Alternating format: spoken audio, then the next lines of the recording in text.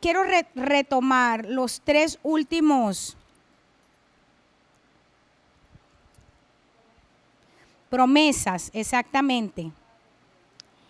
La que entregó Joel, la que dio Jeremías y también la que encontramos luego en Hebreos. Bienvenidos en Hebreos. Vamos a ver, vamos a leer, de hecho, vámonos ahí a Joel 2, 28 al 32, porque esta es la profecía bíblica cuando todavía estando en el antiguo pacto, el Señor empieza a hablar de lo que iba a hacer. Y dice de esta manera, dice: después de esto derramaré mi espíritu sobre toda carne y profetizarán vuestros hijos y vuestras hijas, vuestros ancianos soñarán sueños y vuestros jóvenes verán visiones. Y también sobre los siervos y sobre las siervas derramaré mi espíritu en aquellos días y daré prodigios en el cielo y en la tierra, sangre, fuego y columnas de humo. El sol se convertirá en tinieblas y la luna en sangre antes que venga el día grande y espantoso de Jehová. Y todo aquel que invocare el nombre del Jehová será salvo, porque en el monte de Sión y en Jerusalén habrá salvación, como ha dicho Jehová, y entre el remanente al cual él habrá llamado. Fíjense esto, qué interesante. Recuerden que Joel está profetizando todavía en una nación que estaba con una mentalidad de antiguo pacto. Estaba profetizándole a una gente, a un pueblo que no conocía del Espíritu Santo, porque el Espíritu Santo solamente venía, literalmente tomaba al profeta. Por eso era que lo que el profeta decía se cumplía. ¿Por qué? Porque literalmente era como una posesión que había, pues, por decir así, del Espíritu Santo sobre la persona. Usted se imagina que venga un profeta y empiece a hablar de lo que Dios va a hacer en el futuro y no hay en lo que era la práctica y el conocimiento de este pueblo una obra del Espíritu como la que estaba hablando Joel.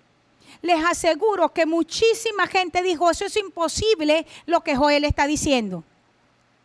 Es imposible que el Espíritu Santo, que está reservado solo para algunos, venga sobre todo el mundo. ¿Está entendiendo? Por eso es que la palabra profética es algo tan interesante, porque la palabra profética es del corazón de Dios y no necesariamente hay algo de lo que está escrito, ahora sí, que pueda decir esto es lo que estaba diciendo. Y él está diciendo, ahora el Espíritu Santo no va a venir solamente sobre una élite, sino que va a ser derramada sobre toda carne. Ancianos, jóvenes, niños, y la marca va a ser que ellos van a empezar a profetizar. ¿Y qué significa profetizar? Escúcheme esto, porque este es un concepto sumamente importante. Profetizar es declarar la mente y el corazón de Dios. Eso es profetizar. Yo no necesito pararme aquí a hablar con el lenguaje King James o con Cipriano, ¿cómo es que? Con Reina Valera, pero de allá del 1900, y decir: así les dice el Señor a vosotros, porque vosotros sois. Eso no es profetizar. Profetizar es que yo pueda, por el Espíritu Santo, declarar los pensamientos del Padre para este tiempo y para lo que va a venir. O sea que cada uno de nosotros, según lo que Joel está diciendo, puede convertirse en alguien que declare el corazón y la mente de Dios. Amén. Dice que los ancianos soñarían, los jóvenes verían visiones, los siervos y las siervas. Ustedes saben lo que es hablar acerca de los esclavos. Él está diciendo: aún la gente esclava, sobre ellos voy a derramar de mi espíritu. Y dice, una clave de esto es que va a haber señales en el cielo y en la tierra.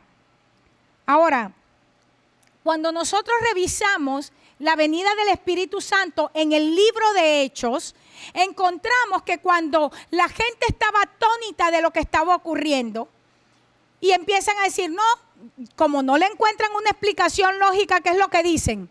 Ah, no, están borrachos. ¿Qué es lo mismo que ocurre hoy? Cuando la gente no entiende la revelación, ¿qué es lo que dice? Apostasía. falsa doctrina, está loca, Jezabel. ¿Sí me entiende? Es exactamente lo mismo cuando la gente no puede entender lo que Dios está haciendo, simplemente lo rechaza. Y la gente dijo, no, lo que les está pasando es que están borrachos. Y Pedro, siendo un hombre común y corriente que no había sido formado en la letra de la palabra, se para y dice, un momentico, lo que ustedes están mirando no es otra cosa, sino lo que el profeta, y se refiere exactamente a la profecía de Joel, ya había profetizado. ¿Y por qué la gente se asombra?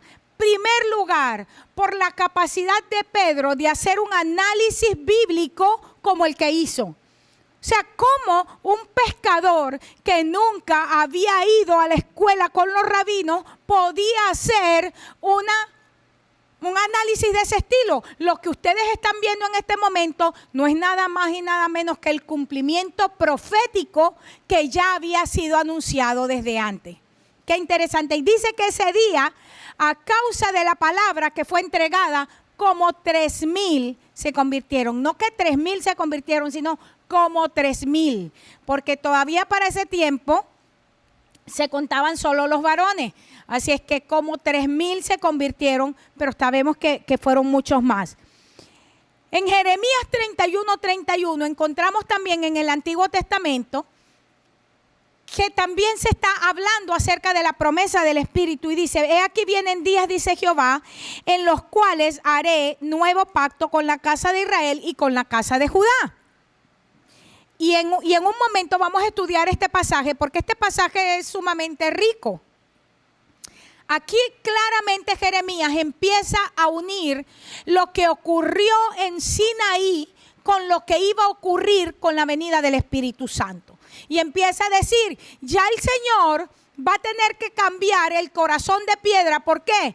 ¿Cómo fue? ¿Qué fue lo que ocurrió en Sinaí? El dedo de Dios escribió sobre piedra. Y dice, y lo que va a hacer Dios en el nuevo pacto es que va a escribir su ley para que andemos en ella. ¿Pero dónde? En un corazón de carne, ya no en un corazón de piedra. ¿Por qué? Porque aquello que ocurrió allá en Sinaí era una sombra de lo que estaba ocurriendo. Ahora, yo quiero que piensen por un momento, aunque lo vamos a ver en un momento un poco más profundo. Cuando el Señor dice, hablando de, a mí me gusta decirle la madre de las parábolas, porque Jesús dijo, si ustedes no entienden esta parábola, no van a entender ninguna. Hablando de la parábola del sembrador. Recuerdan, dijo, si no pueden entender la parábola del sembrador, no van a entender ninguna parábola. Y esta parábola es bien interesante y de hecho yo le enseñé, no me acuerdo en cuál de las mesas de mentoreo que fuimos y la vimos desde la perspectiva de las mentes, una mentalidad. ¿Y cuál es la mentalidad de piedra? Si lo ven en la parábola del sembrador, dice que cuando la semilla cae en el terreno que tiene piedras, ¿qué le pasa a esa semilla? Se muere. ¿Por qué? Porque no puede echar raíces. ¿Por qué? Porque el terreno está pedregoso, es un terreno duro. Quiero que vean esto y por favor, bueno, aquí nadie se puede ofender porque ustedes no son así, pero yo sé que hay gente que se va a ofender cuando me escuche esto. ¿Qué es lo que le pasa a la mayoría de la gente que no puede echar raíces en un lugar? Si vamos a la parábola del sembrador, ¿cuál sería la razón de acuerdo a la parábola del sembrador? Que es pedregoso, su vida es pedregosa, está llena de piedras y por eso no puede echar raíces. Dice que la palabra cuando cae en un terreno que está lleno de piedras, esa palabra se muere. ¿Por qué? Porque esa palabra pega, pero cuando la matica está tratando de empezar a crecer, no puede porque no echa raíz. ¿Verdad? Aquí dice en Jeremías que el Espíritu Santo viene para cambiar la mentalidad de piedra por una mentalidad que sea suave. Y ahorita vamos a ver este pasaje en completo.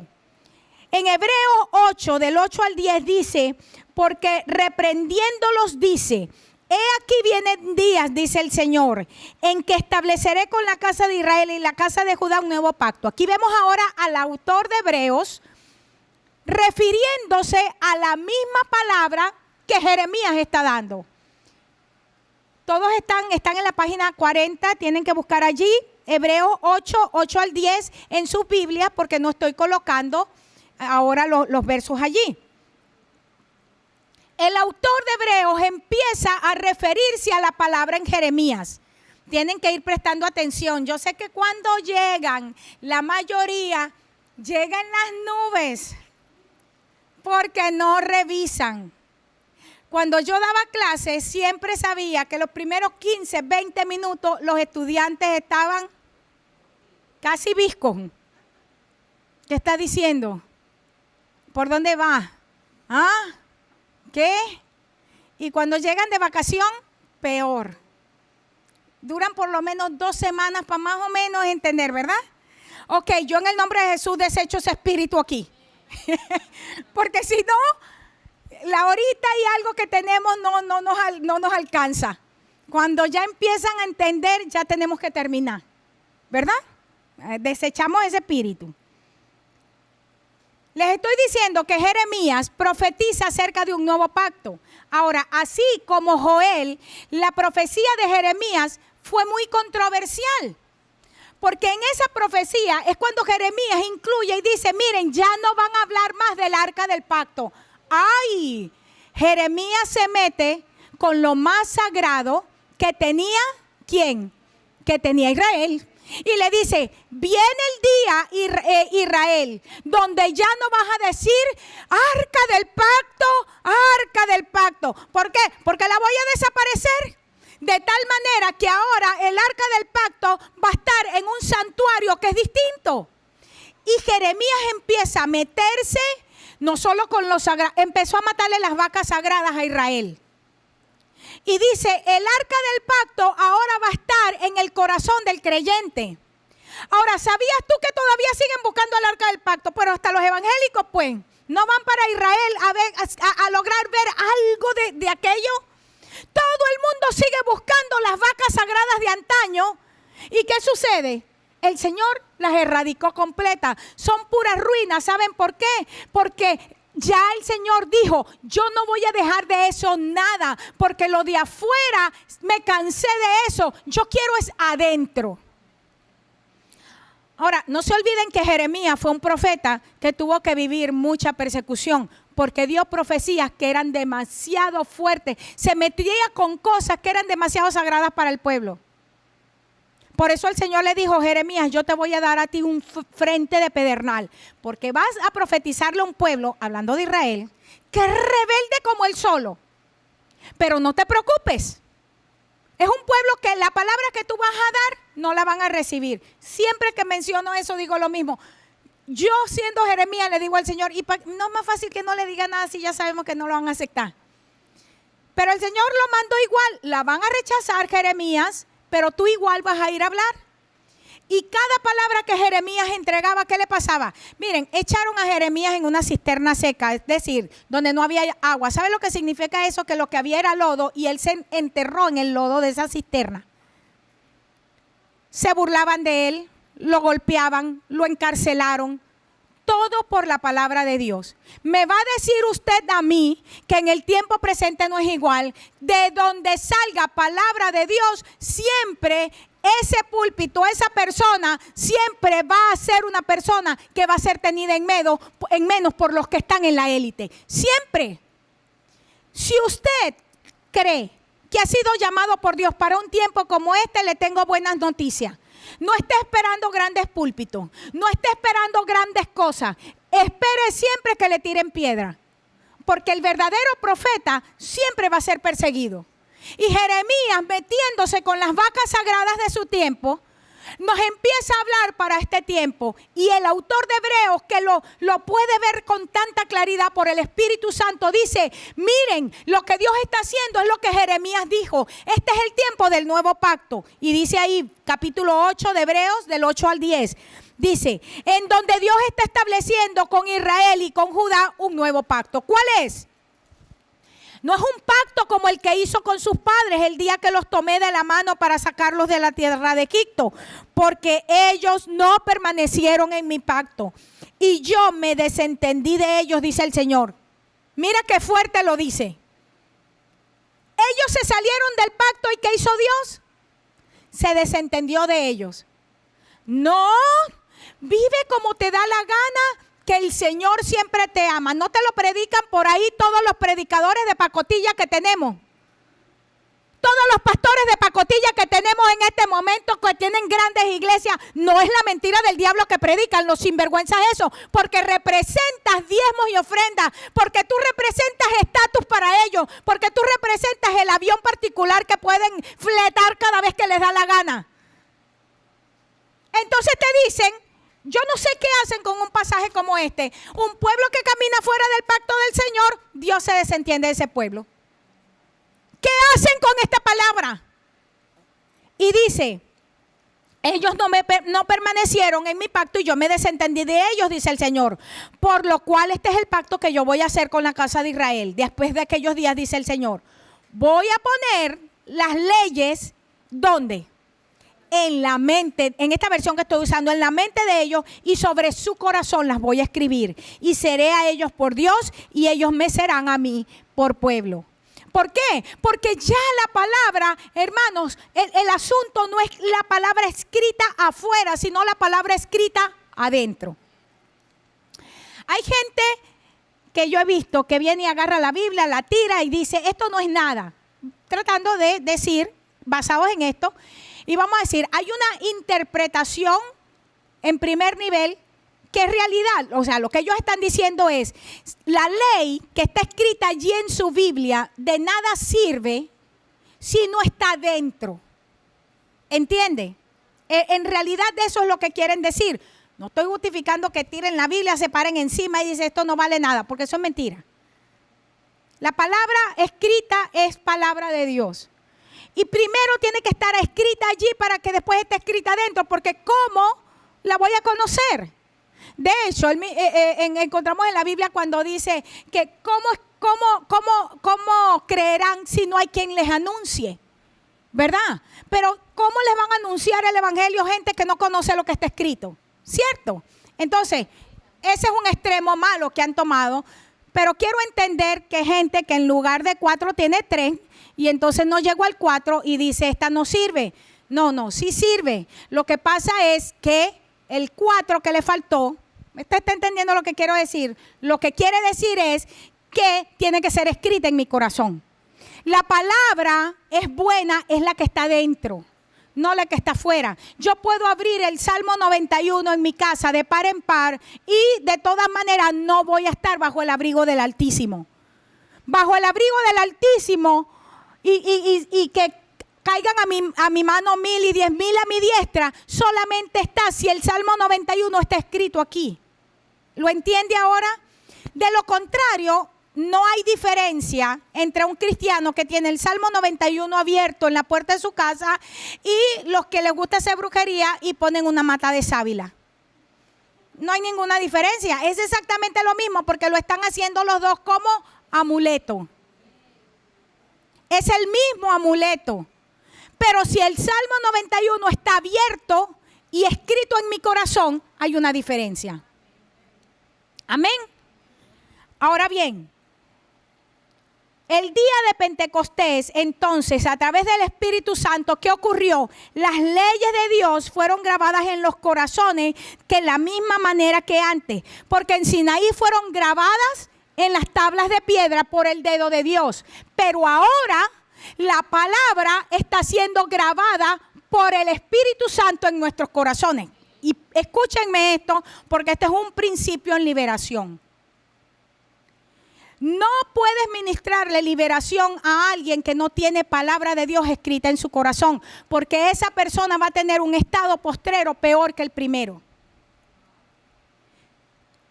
Vengo de justamente del mover, de un mover donde se le ministraba liberación a todo el mundo, no importaba cómo ni cuándo. Aunque tuvieras que estar 10 horas allí. Amén. Yo vi a Dios moverse grandemente. Pero también vi gran cantidad de esas personas que se le ministraba y convertirse en gente peor de lo que era cuando llegaba. ¿Por qué? Porque la palabra escrita en el corazón es la única que trae limpieza. Satanás y sus demonios se sujetan a la voz de autoridad del creyente. Cuando yo como autoridad de Dios, tú como autoridad de Dios le dices a un demonio, sal, tiene que salir, porque tú tienes autoridad de Dios. Pero Jesús dijo, ¿qué pasa con esos espíritus? Van y regresan a los días y dicen, y encuentran la casita limpia, pero ¿cómo? Vacía, es decir, sin palabra escrita en el corazón de la gente con el dedo de Dios. Y cuando no hay palabra de Dios escrita aquí, no que la recito, sino escrita en el corazón, ¿qué sucede? El espíritu va, se busca 7 amiguitos y la condición de esa persona es peor. Porque lo que hace que ese espíritu se mantenga afuera es la palabra escrita. ¿Dónde? En el corazón. Amén. Esto es importante porque en el nuevo pacto el Espíritu Santo nos da autoridad para echar fuera demonios, para hollar serpientes, aún para tomar cosas mortíferas. No es que me dice, toma, este es un veneno, pruébalo a ver. No tentarás al Señor tu Dios. Eso no es. Sino que vienen y me quieren envenenar, como han tratado de hacer en algunas oportunidades en esta ciudad, y no me pueden matar. No porque yo soy la supermujer, sino porque tomarás cosas mortíferas y no te harán daño. Eso es lo que dice la Biblia. Y estamos en un momento, miren, por eso es que yo digo que esta generación espiritual de Dios, de la que somos parte, es una generación impresionante. Porque somos una generación que nos corresponde ver y nos corresponde disfrutar de milagros, señales y prodigios como ninguna otra generación, hermano. Pero no podemos poner a un lado el poder de la palabra de Dios dentro del individuo. Y Pentecostés es el Espíritu Santo en el creyente, como escribiendo la palabra, trayendo revelación de la palabra. Porque el Espíritu Santo de Dios es el que entra al corazón del Padre, mira los misterios y los trae al individuo, los trae al creyente para que conozca lo que hay en el corazón del Padre. Eso es Pentecostés. Pentecostés, y lo vuelvo a decir, hermanos, Pentecostés no es lo que usted le enseñaron, de que se cayó en el suelo, de que tembló. No, porque si usted se levantó de allí y siguió siendo la misma persona, no fue Pentecostés. Cuando el Espíritu Santo vino sobre aquel grupo de personas en el aposento alto, nunca más fueron los mismos. De hecho, ya lo vamos a ver. Ellos estaban allí escondidos tras puertas cerradas. Pero cuando el estruendo del Espíritu Santo vino, abrieron las puertas. Y los que se habían escondido, esos 120, a causa de la persecución y del temor a la muerte, entonces salieron a proclamar el Evangelio a pesar de. Porque el Espíritu Santo viene a nuestras vidas y nos hace gente con valor, con valentía, con carácter, con denuedo. Y decimos lo que tenemos que decir y hacemos lo que tenemos que hacer. Y no nos importa si es por vida o si es por muerte, como dijo el apóstol Pablo en el libro de Colosenses. Empezamos a cambiar nuestros hábitos, nuestros valores. Cambiamos el sistema de valorización completamente. Cuando el Espíritu Santo viene a la vida del creyente, nunca más es el mismo. Jamás podemos ser los mismos. En Ezequiel 11, 19 al 20, busquen en sus Biblias, dice, les daré un corazón y un espíritu nuevo pondré dentro de ellos y quitaré el corazón de piedra de en medio de su carne y les daré un corazón de carne para que anden en mis ordenanzas y guarden mis decretos y los cumplan y me sean por pueblo y yo sea a ellos por Dios. Ay, papito, no,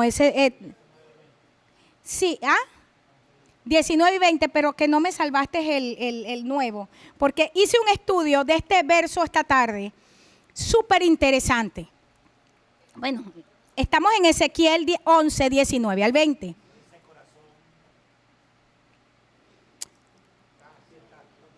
Dame un momentico, porque no se salvó aquí. me puse a estudiar este verso esta tarde. Wow, y encontré una riqueza así. Encontré una riqueza interesantísima. Miren esto. En ese pasaje, todos nosotros sabemos que la palabra corazón en el Antiguo Testamento tiene que ver no solamente con sentimientos y voluntad, sino también con el intelecto. O sea, cuando se usa, no se está hablando como nosotros en este tiempo. Me enamoré, mi corazón se rompió porque no me miró hoy. No. Corazón aquí en el Antiguo Testamento tiene que ver con la capacidad de razonar. El Señor dice, les voy a dar un corazón, o sea, una capacidad de entender las cosas, pero de carne. Y miren, me voy a ir a carne primero antes de ver espíritu, porque es bien importante. La palabra carne que se está usando allí es la palabra basar, así como suena. B-A-S-A-R, basar. Que significa carne, persona, hermano, pero también lujuria. Por eso es que vemos que en el Nuevo Testamento dice que no vamos a proveer para los deseos de la carne, es decir, de la lujuria. Pero miren también lo que significa basar en el Antiguo Testamento. Significa el pene o el órgano masculino. Cuando leí esto esta tarde dije, ¿qué es esto? ¿Cómo? Y empecé a estudiar el pasaje porque dice, volvamos al verso. Un momentico. Porque fíjense que dice, les voy a dar un corazón y un espíritu nuevo pondré dentro de ellos. Voy a quitar el corazón de piedra. Recuerden que está haciendo alusión a Sinaí. ¿Ok? Voy a quitarle a ellos ese corazón de piedra. En el Nuevo Testamento, una mentalidad que impide que la palabra penetre y eche raíces. ¿Cómo se manifiestan en la iglesia de hoy? Gente que no puede echar raíz en ninguna parte. Y por eso tienen que saltar de lugar en lugar con la maldición de Caín. Vamos a ver. Dice, voy a quitar ese corazón de piedra y les voy a dar un corazón de carne. ¿Por qué carne significa aquí? Primero significa pariente, amigo, persona. Me va a dar un corazón que me permita relacionarme con el resto del cuerpo de Cristo. Esto es muy tremendo. No podemos decir que hemos vivido Pentecostés. Ay, no, yo voy a la iglesia y me encanta orar y me encanta ver. Y, no, pero yo no tengo tranquilidad y no puedo hablar con nadie con paz porque tengo, es que todo el tiempo estoy, parece que lo que tengo es comején por dentro. No Espíritu Santo porque no tienen tranquilidad.